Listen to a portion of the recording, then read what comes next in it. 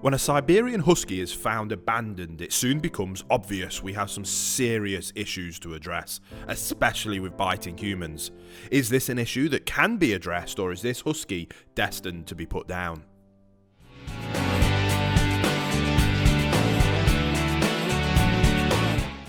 What an absolutely fascinating case that we were faced with today's Siberian Husky. This Husky was found abandoned, left as a stray, was picked up by the kennel and has been there for a couple of days before I came in to now be able to start some initial temperament testing to then work out is there any behaviours that need modifying before he's then suitable to be placed with a home.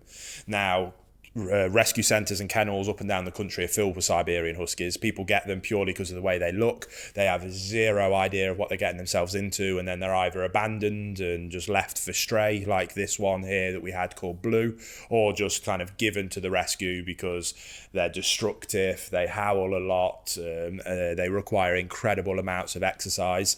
And it's just one of those breeds that are just littered in rescue centres up and down the country.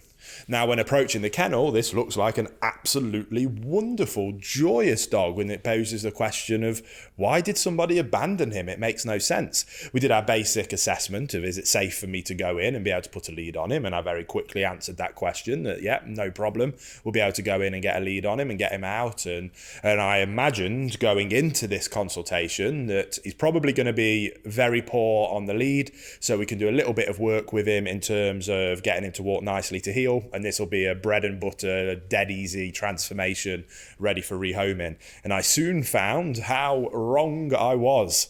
So he was absolutely miserable on the lead walking down to the heel. Again, became very evident that there was no kind of leadership, rules, boundaries or expectations in this dog's life previously. Very common. It's something that I kind of expect going into every one of these consultations, and I'm skilled in being able to put those things in place quite quickly. So that was no surprise to me. We got him down into the training field, and unfortunately, the cameraman with me, I needed a hand just changing over to, I wanted to go to a normal collar-based system.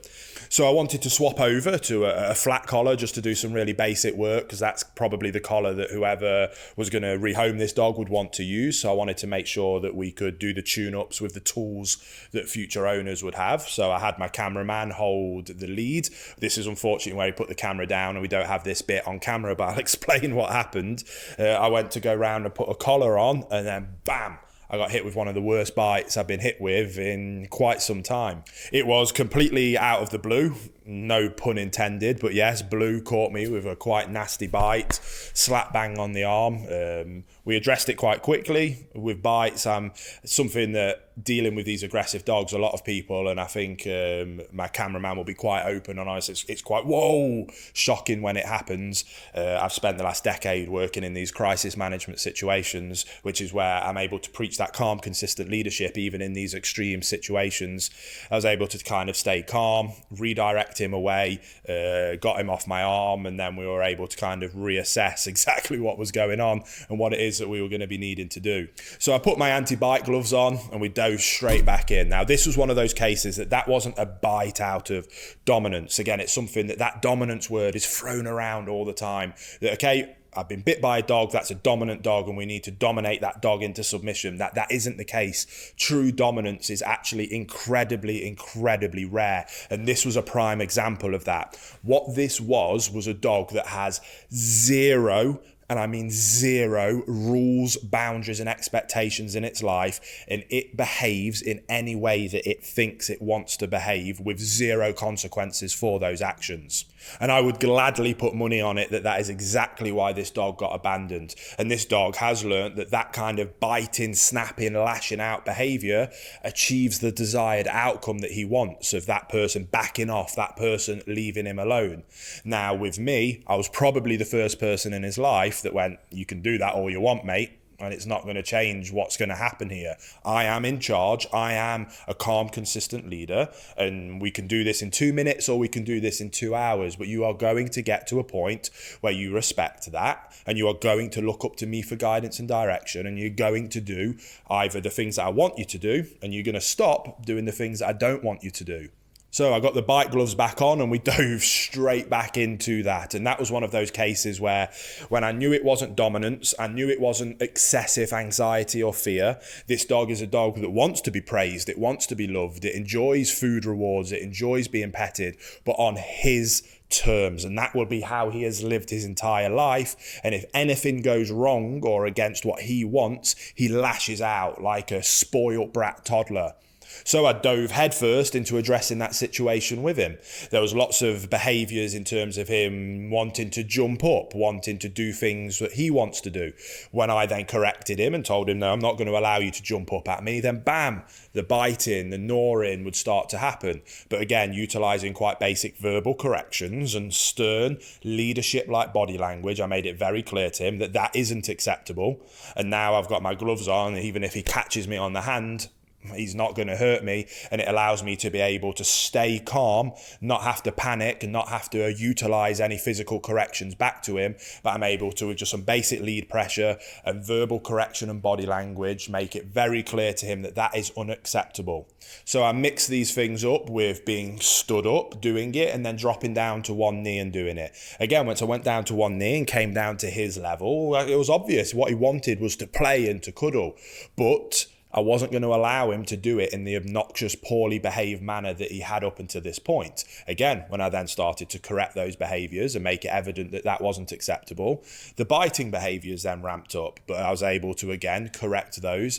And over a process of just calm, consistent leadership, of simply remaining calm, remaining with good body language and waiting for him to display good manners before I would then engage with kind of any form of physical or verbal praise with him, we got there very quickly. And it didn't take long before eventually he dropped down and we got some belly rubs and all sorts. It was a wonderful transformation. It's one of those interesting cases where a lot of people would go in, see that bite, and if that would have happened to anybody else, that is a dead Siberian Husky. Zero doubt about it.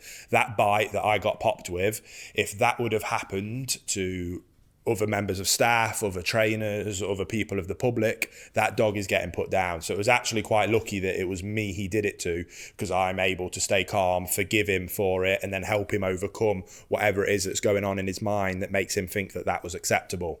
So moving forward, I want a couple more sessions of tuning up that type of behaviour, of demanding calm, relaxed, well-mannered behaviours from himself. When he gives me those behaviours, we can lavish it with praise and food reward and physical touch and make that a wonderful experience for him. Any kind of aggressive outburst behaviours will be managed, and I'll make sure that they are verbally corrected very swiftly, redirected back to that desirable behaviour, and then reinforcing that behaviour. Again, we can't ignore those behaviours, which, like I say, I guarantee is the reason that that dog got abandoned. We're not going to ignore it. We're going to go and deal with those problems, but he needs to deal with those problems with somebody like me who isn't going to insist that he gets put down, because I believe in him. I believe he can get over it. I believe he's a dog that wants to do the right thing. He's just never had guidance and direction from somebody that knows how to give him that guidance and direction. So we're going to kind of have those back and forward moments. We made huge, incredible amounts of progress with the small amount of time I had with him. That next session, we're going to go through it again. I think we'll make even faster and more significant progress. At that stage, we can then have fully built that leadership boundaries that he will have never experienced in his life before, give over to it where he understands that he needs to follow my guidance and direction. Once we've got that, the communication pathways will be wide open. We'll layer on some basic obedience of sit, stay, heel, recall, and I think we'll quite quickly get to a point where this dog can be safe and reliable in the right hands. Again, with a bite history like that, I would never recommend him go to a home with children, nor would I ever recommend him going to a novice owner, but somebody that knows how to be a calm, consistent leader, somebody who is skilled enough to put a boot camp protocol in place would be wonderful for Blue. Someone that can take him home from the second they walk through that door, be able to go into my boot camp process of putting that routine, that structure, those boundaries, those expectations in place, enforce them with impeccable consistency. He'll be no issue whatsoever. And like I say, he was probably going to find that he was quite lucky that it was me he chose to do that to and not somebody else, because I do think that we can make progress and we can save this Husky's life.